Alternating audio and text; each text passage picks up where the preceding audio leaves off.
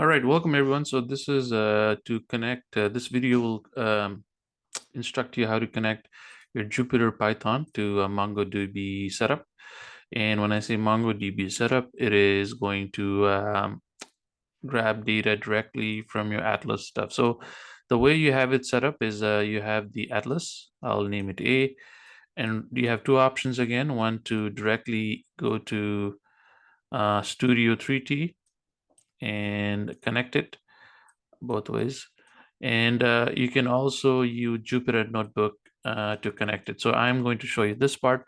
The other part I've already shown you through a different video. So the video is strictly dedicated to showing you on how to connect Jupyter Notebook to MongoDB setup. So what do you need? If you go to lab 4 and 5, you should see a file like this. In both folders, I put the same file, so you can use the same file. Your personal login credential, again, this is not a common one. This is something you created, right? So whenever you create an Atlas account, you had a username and password. When you go to database, this is what you need. Okay. All right. So let's get started. Okay. So once you open the file, it should look something like this. The same file that I was talking about earlier. And also you need to go to your MongoDB login. So again, whatever password and username you're using, hit next.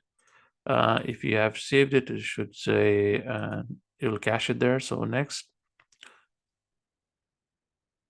And once you go here, you need to go to your database.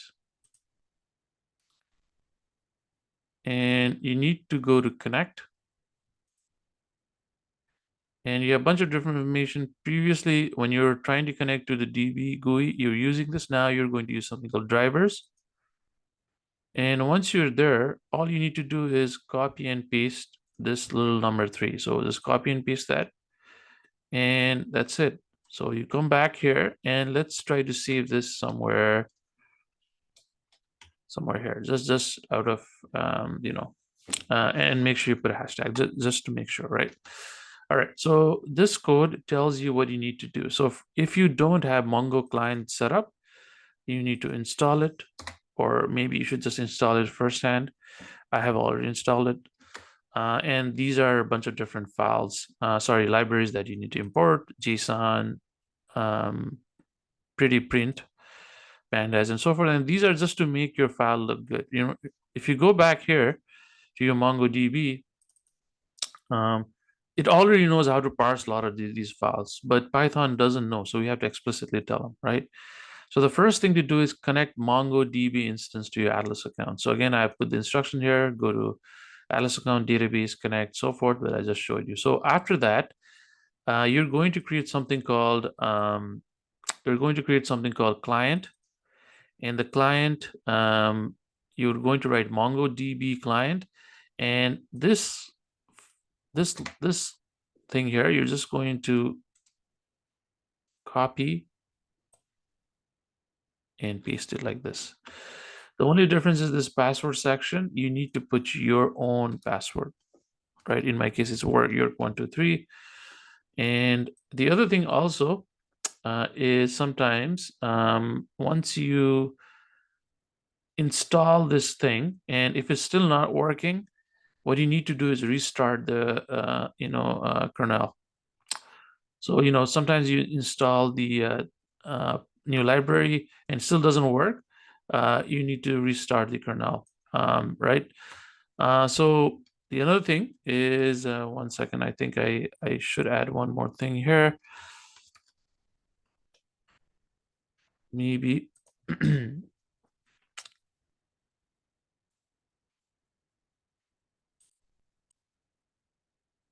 Okay, so sometimes what I was going to say is, sometimes if this particular link doesn't work, you can also do pip install pymongo and something called srv, right? So either way, try first time. If it doesn't work, install the second instance, this one, and again restart the kernel. I mean, even before you're getting there, maybe the good idea is to restart the kernel. So what I mean by that is hit run, install everything, and then restart the kernel, and it will give you some error. And again, run it again. I mean, once you install it once, just comment it out like this. If you take it out, it'll run. If you put the hashtag, it won't run. Now, once you run, it should be able to do it for you. So once again, come here, grab that stuff, and this is what the stuff is going to look like.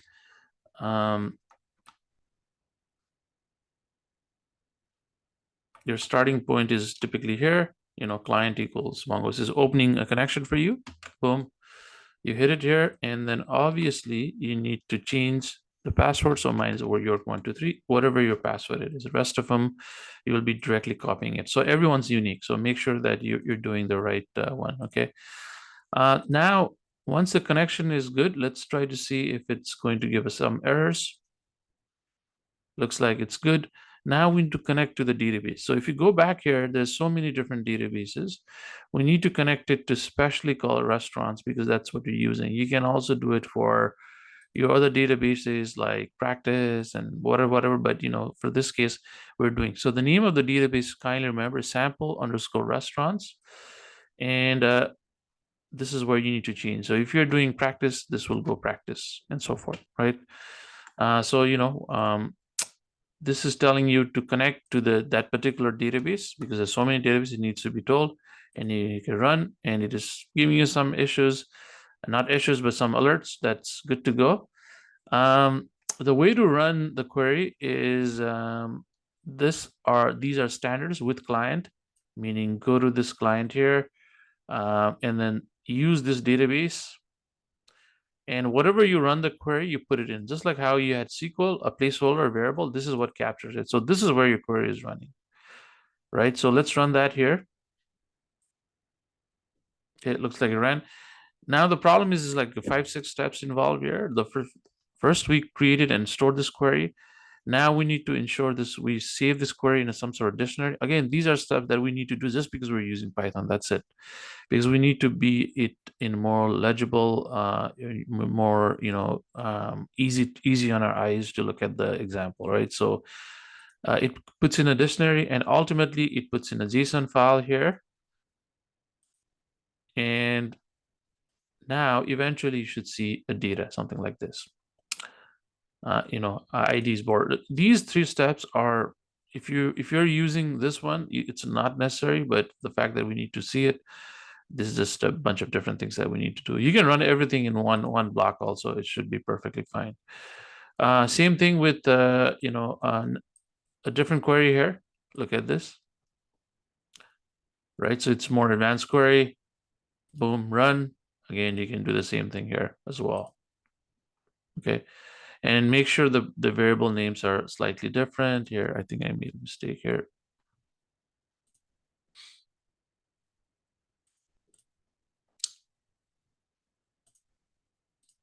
Okay, and you can just run that here and see, you can see a lot of different information. So either way it's fine. You can use this one, or you can use this one. If you use this one, it's you just go here and do open IntelliShell, and you don't need to do anything. Just give it about 10 seconds, and you can just run your query here as well, and it's perfectly fine. You can just run this query in there also, and should perfectly run. So okay, so it looks like it'll run here, and hit run. And something is happening here. B is not defined, so I think I missed something here. Okay, DB, okay, perfect. So let's run it. And it gave you the same thing. So essentially, it's just a different way, just showing you, and try it out with different examples. I have put the query, and good luck. And that's it. This is pretty straightforward.